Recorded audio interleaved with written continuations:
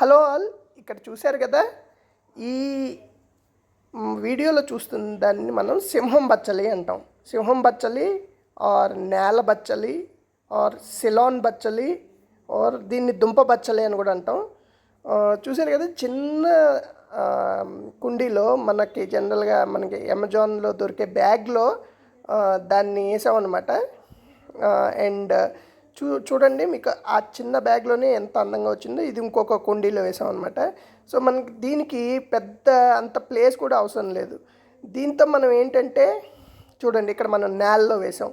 So ఇది ఏంటంటే మనం పచ్చడి చేసుకోవచ్చు, పప్పు చేసుకోవచ్చు, పులుసు చేసుకోవచ్చు. సో మనకి గోంగూర పచ్చడి ఎట్లా చేసుకుంటాం అట్లా చేసుకోవచ్చు అనమాట.